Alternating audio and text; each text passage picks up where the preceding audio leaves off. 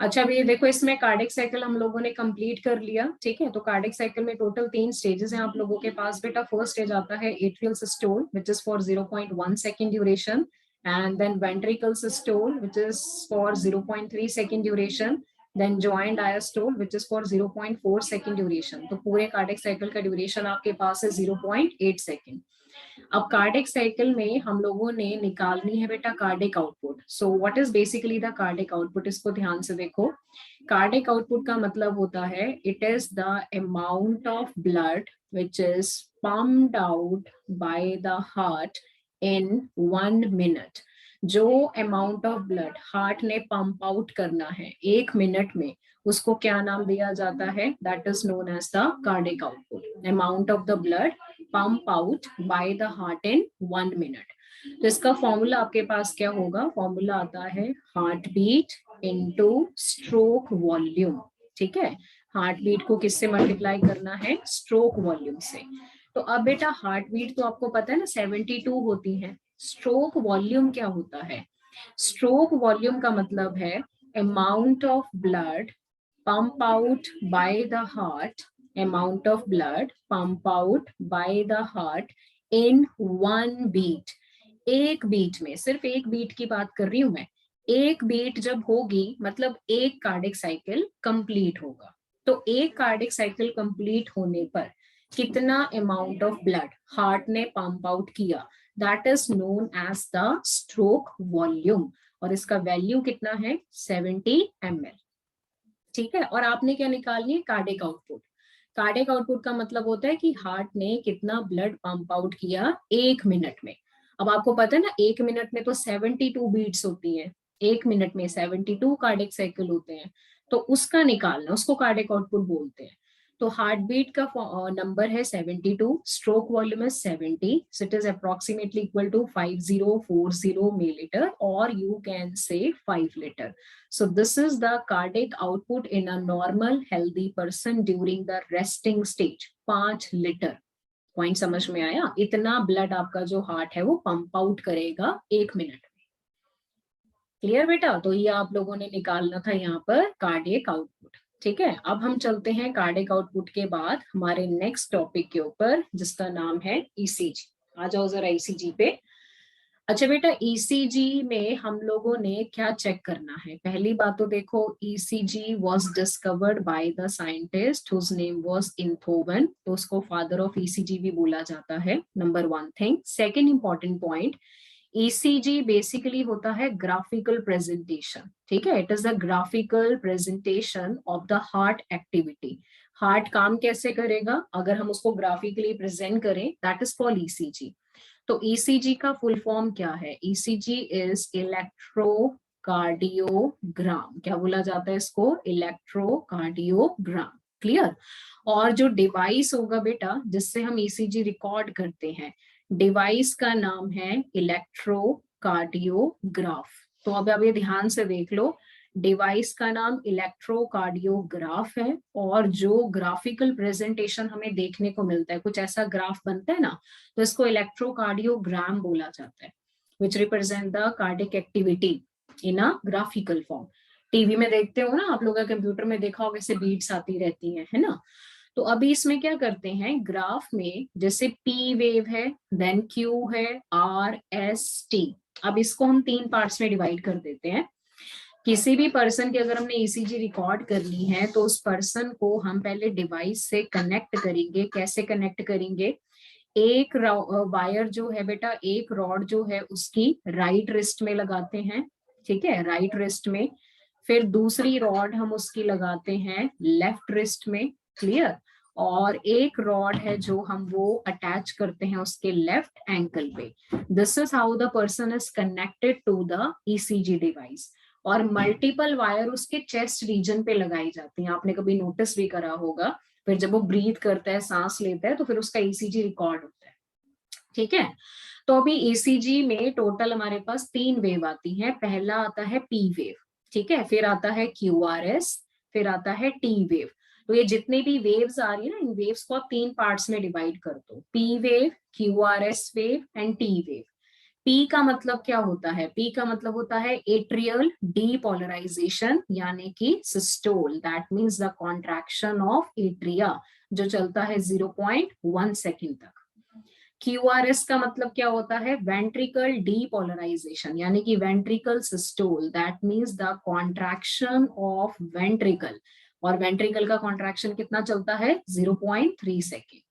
T wave का मतलब होता है वेंट्रिकल रीपोलराइजेशन, रीपोलराइजेशन यानी कि डायस्टोल, डायस्टोल का मतलब क्या होता है? रिलैक्सेशन। तो हार्ट कितने टाइम के लिए रिलैक्स करता है? 0.4 सेकेंड। तो तीनों को मिलाओगे तो टोटल ड्यूरेशन है 0.8 सेकेंड का, यानी कि यहां से लेके यहां तक it is 0.8 second, one cardiac cycle is complete. Point is clear? तो अब इसमें आप ये देखो कि जो हार्ट साउंड बेटा हमें बहुत लाउड सुनाई देती है वो कौन सी होती है? First heart sound, that is called लब। और लब आपको पता है ना कब प्रोड्यूस होगी? जब आपके वेंट्रिकल कॉन्ट्रैक्ट करेंगे। तो वेंट्रिकल के कॉन्ट्रैक्शन के लिए कौन सी वेव है यहाँ पर? QRS, QRS represent the ventricle contraction. So by counting the number of the QRS wave, the heartbeat rate of an individual can be determined. आपके पास एक ECG में जितनी number of QRS wave given होंगी, that will be equal to the heartbeat of an organism. तो अगर वो normal है तो मतलब person is normal. तो अगर ये देखना हो कि पर्सन को कोई कार्डियक रिलेटेड डिसऑर्डर है या नहीं है, तो सबसे फर्स्ट लेवल पे बेटा उसकी ईसीजी करी जाती है। ईसीजी से हमें यह पता लग जाता है कि क्या उसके हार्ट की वर्किंग में कोई फ्लक्चुएशन है या नहीं है। अब समटाइम मल्टीपल चॉइस में ना क्वेश्चन पूछा जाता है कि ईसीजी में कौन सी वेव है जो आपको गिवन नहीं है, which wave is not given in the ECG. अब देखो, आप वेव को ध्यान से देखो। पी वेव का मतलब क्या होता है? Atrial contraction. तो सपोज मैंने पहला ऑप्शन आपको दे दिया एट्रियल कॉन्ट्रैक्शन, ठीक है। सेकंड ऑप्शन मैंने आपको दे दिया वेंट्रिकल रिलैक्सेशन यानी कि डायस्टोल। तीसरा ऑप्शन हम आपको देते हैं वेंट्रिकल सिस्टोल यानी कि वेंट्रिकल का कॉन्ट्रैक्शन। फोर्थ ऑप्शन हमारे पास आता है एट्रियल डायस्टोल। अब कौन सी स्टेज है जिसकी वेव आपको डायरेक्टली ईसीजी में नहीं दी जाती है? देखो, एट्रियल सिस्टोल की है पी वेव, ठीक है। वेंट्रिकल डायस्टोल के लिए है टी वेव, और वेंट्रिकल सिस्टोल के लिए है क्यूआरएस वेव। तो कौन सी ऐसी स्टेज है जिसकी वेव आपको डायरेक्टली ईसीजी में नहीं गिवन है? Very good, that is the atrial diastole. Atrial diastole की वेव बेटा डायरेक्टली नहीं दी है आपको, देख लो यहाँ पर। पी वेव का मतलब होता है एट्रिया का कॉन्ट्रैक्शन, क्यूआरएस का मतलब वेंट्रिकल का कॉन्ट्रैक्शन, टी वेव का मतलब वेंट्रिकल का रिलैक्सेशन। लेकिन आपको कहीं पर भी एट्रियल रिलैक्सेशन की वेव गिवन नहीं है। वो तो हम अज्यूम करते हैं कि जिस टाइम पे वेंट्रिकल रिलैक्स कर रहे हैं तो उस टाइम पे ऑरिकल भी रिलैक्स करेंगे, वो तो हम अज्यूम कर रहे हैं, पर अलग से वेव नहीं गिवन है यहाँ पर, ठीक है। तो ये इतना आप लोगों ने करना है for the ECG, that is electrocardiogram, which represent the graphical activity of the heart, that is the whole cardiac cycle. Clear? तो ये बेटा आप लोगों के पास यहाँ पर हो गया ईसीजी के बारे में, ठीक है। अब हम चलते हैं जरा नेक्स्ट पॉइंट के ऊपर। नेक्स्ट अब हम लोगों के पास आता है very important topic, that is regarding the regulation of the cardiac activity. अभी देखो, आप लोगों ने अगर अपनी एनसीईआरटी में देखा होगा, अपनी एनसीईआरटी में ऐसा आपको मिल जाएगा, ठीक है। ये आप चेक करना, ऑलमोस्ट लास्ट पेज है बेटा, वहां पर ये बिल्कुल क्लियर है। आपको टॉपिक आपको दिया है regulation of the cardiac activity, तो इसको एक बार गो थ्रू कर लेते हैं। देखो जरा ध्यान से, हार्ट की जितनी भी एक्टिविटी है वो इंट्रिंसिकली रेगुलेटेड है। इंट्रिंसिकली का मतलब है कि हार्ट अपनी एक्टिविटीज को खुद ही रेगुलेट करता है, तो इसको बोलते हैं ऑटो रेगुलेशन।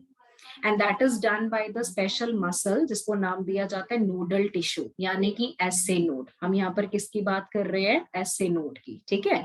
तो इसी वजह से हमारे हार्ट को क्या बोला जाता है? मायोजेनिक बोला जाता है, बिकॉज वो अपनी एक्टिविटी को खुद कंट्रोल करेगा। क्लियर?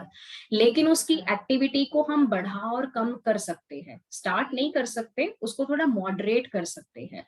जैसे हार्ट बीट का बढ़ना या हार्ट बीट का थोड़ा नॉर्मल होना, ठीक है, कार्डिक आउटपुट का बढ़ना या कार्डिक आउटपुट का नॉर्मल होना। अगर आपके सामने कोई, आपने सपोज करो स्नेक देख लिया, कोई ऐसा जानवर देख लिया, जैसे आप डर गए एकदम से, अब घबरा गए, तो डर और घबराहट वाली जो कंडीशन होती है ना, वो एक इमरजेंसी कंडीशन है।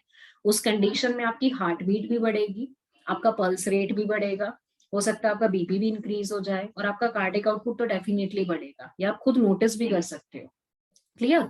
तो इसके लिए क्या होता है ना, एक न्यूरल सेंटर होता है। न्यूरल है तो वो सेंटर हमारे मेडुला में प्रेजेंट है। Medulla is the part of brain जो कि हमारे कार्डिक एक्टिविटी को फंक्शनल, मतलब थोड़ा मॉडरेट कर सकता है, कम ज्यादा कर सकता है, कंट्रोल नहीं करता, बस उसको कम ज्यादा करेगा with the help of autonomic nervous system. Autonomic nervous system बेटा हमारे नर्वस सिस्टम की एक ब्रांच होती है जो हमारी इनवॉलेंट्री एक्टिविटीज को कंट्रोल करती है। तो बेसिकली हमारे ब्रेन का पार्ट है मेड्यूला, ठीक है। मेड्यूला आगे जाके कम्युनिकेट करता है ऑटोनॉमिक नर्वस सिस्टम के साथ, और ऑटोनॉमिक नर्वस सिस्टम की दो ब्रांचेस है। एक ब्रांच है जिसको नाम दिया जाता है para sympathetic nervous system, clear, और एक ब्रांच है जिसको हम नाम देते हैं sympathetic nervous system. So when we talk about the sympathetic only works during the emergency condition and parasympathetic works during the normal यानी कि resting condition। तो आपको पता है ना, इमरजेंसी में आपकी चीजें बढ़ जाती हैं, ठीक है, जैसे आपका हार्ट बीट हो गया, आपका वेंट्रिकल का कॉन्ट्रैक्शन हो गया, और आपकी कार्डिक आउटपुट हो गई। ये सारी चीजें आपकी इंक्रीज कर जाती है। कब करती है? जब इमरजेंसी आती है। जैसे आपको डर है, घबराहट है, टेंशन है, एंजाइटी है, तो उसमें बढ़ती है ना ये चीजें। तो इसको बढ़ाने का काम कौन करेगा? सिंपैथेटिक। और दूसरी बात, जो पैरासिम्पैथेटिक नर्वस सिस्टम है वो इन्हीं चीजों को बेटा कम करने का काम करता है। कम का मतलब ये नहीं होता कि बहुत ही कम कर दो, कम का मतलब होता है कि उनको नॉर्मल कर दो। जैसे रेट ऑफ हार्ट बीट हो गया, वेंट्रिकल का कॉन्ट्रैक्शन हो गया, आपकी कार्डिक आउटपुट होगी, ये सारी चीजें नॉर्मल यानी कि कम करने का काम कौन करता है? पैरासिम्पैथेटिक, ठीक है। जैसे आप भाग रहे हो, रनिंग कर रहे हो, तो रनिंग करते हुए हार्ट बीट बढ़ती है ना, कार्डिक आउटपुट भी बढ़ती है। थोड़ी देर रुक जाओगे, खड़े हो जाओगे, तो ये सारी चीजें स्लो डाउन हो जाती है, नॉर्मल हो जाती हैं। तो वो नॉर्मल कौन करता है? पैरासिम्पैथेटिक। तो ब्रेन के अलावा हमारी बॉडी में बेटा हॉर्मोन्स भी है। ब्रेन के अलावा हमारी बॉडी में हॉर्मोन्स भी हैं जो इन चीजों को बढ़ाने का काम करते हैं। तो ये हॉर्मोन्स बेसिकली आते हैं ग्लैंड से, जिसको नाम दिया जाता है adrenal gland. Adrenal gland is basically the gland of emergency, ठीक है। तो एड्रीनल ग्लैंड का जो पार्ट है उसको हम बोलते हैं एड्रीनल मेड्यूला। तो मेडुला से आते हैं दो हार्मोन, कौन कौन से हैं? एक हार्मोन है epinephrine. Epinephrine is also known as adrenaline, clear. और दूसरा कौन सा है? Norepinephrine. Norepinephrine is also known as noradrenaline. ये दोनों बेटा इमरजेंसी हॉर्मोन्स हैं which are coming from the adrenal medulla. Adrenal medulla is a part of adrenal gland. तो दोनों का काम रहता है हमारी कार्डिक आउटपुट को इंक्रीज करना during the time of emergency. Point is clear? So this is basically the regulation of the cardiac activity. हाँ जी बेटा, स्लाइड क्लियर हो गई सभी बच्चों को? All done? Put the thumbs up on the screen बेटा if the given slide is clear. ठीक है, अब लास्ट देखो, इसमें हम लोगों ने ना डिसऑर्डर्स की बात करनी है, तो will talk about the disorders, ठीक है। जो हमारा लास्ट एक टॉपिक बचा है यहाँ पर, तो डिसऑर्डर्स भी कर लेते हैं। तो पहले तो बेटा यहाँ पर सबसे पहले आ जाओ आप डिसऑर्डर्स की बात पे। तो देखो, डिसऑर्डर की अगर मैं बात करूं तो फर्स्ट ऑफ ऑल एनसीईआरटी में अगर आप देखो ध्यान से, तो ये डिसऑर्डर आप लोगों को दिया हुआ है यहाँ पर, which is known as the high blood pressure. अभी बेसिकली अगर आप देखो ब्लड प्रेशर को डिफाइन करोगे तो how will you define the blood pressure? Blood pressure का मतलब होता है it is the pressure exerted by the blood on the wall of blood vessels, clear? blood vessels में से जब हमारा ब्लड फ्लो करेगा, तो अगर वो ब्लड अंडर हाई प्रेशर है तो वो वॉल पे भी प्रेशर एक्सर्ट करेगा। तो कितना प्रेशर को वॉल पे एक्सर्ट करता है, that is called blood pressure, ठीक है। तो ब्लड प्रेशर में एक वैल्यू है 120 मिलीमीटर ऑफ मर्क्यूरी, और एक है 80 millimetre of mercury. 120 is the pressure during the ventricular systole, यानी कि जब हमारे वेंट्रिकल कॉन्ट्रैक्ट करके ब्लड को पंप करेंगे बाहर, तो उससे जो ब्लड का प्रेशर होगा वॉल के ऊपर, ब्लड वेसल की वॉल के ऊपर, वो है अपर 120। 80 होगा the pressure during the ventricular diastole, जब हमारे वेंट्रिकल क्या करते हैं, रिलैक्स करते हैं। सो नॉर्मल बीपी कितना है, 120/80 mmHg। क्लियर? तो ये हमारा नॉर्मल बीपी है बेटा, तो इसको बोलते हैं डायस्टोलिक प्रेशर 80 को, और 120 को बोलते हैं सिस्टोलिक प्रेशर, क्योंकि वो सिस्टोल के टाइम पे है। लेकिन अगर किसी पर्सन में ये वैल्यू सपोज करो 140/90 हो गई, तो उसको बोलते हैं हाइपरटेंशन। हाइपरटेंशन का मतलब क्या होता है, हाई ब्लड प्रेशर।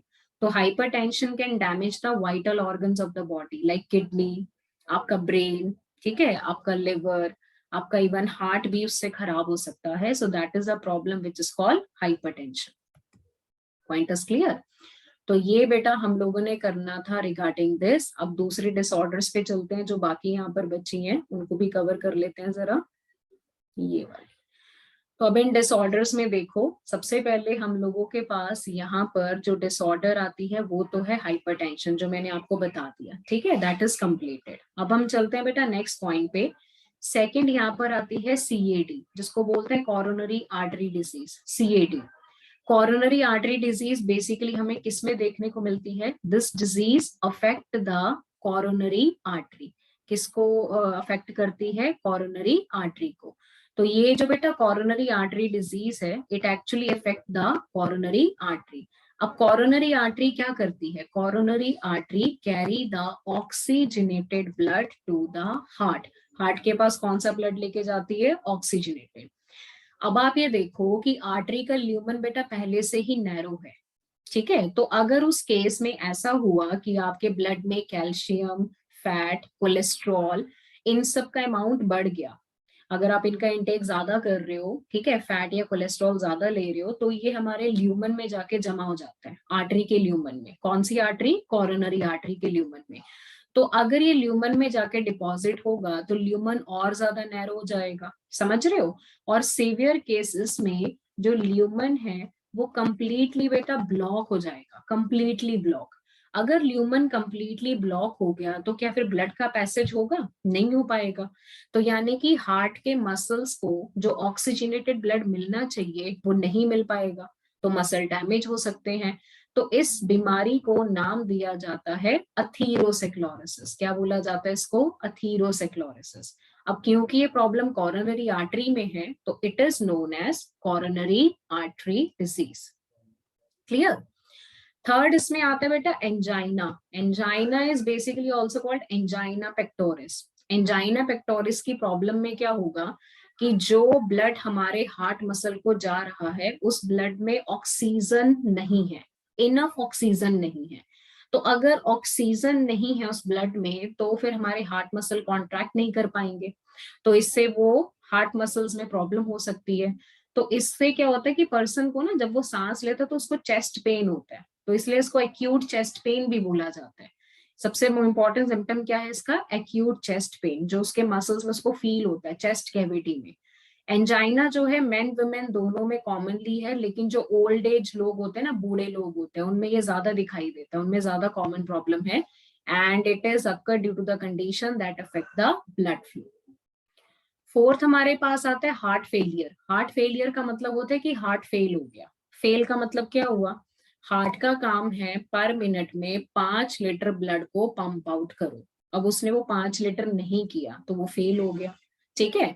सो इसका मतलब ये हुआ when the heart is not pumping blood effectively enough to meet the requirements of the body। जितना ब्लड हार्ट को पंप करना चाहिए हार्ट उतना नहीं कर रहा है, तो मतलब हमारे हिसाब से हार्ट क्या हो गया, फेल हो गया, ठीक है।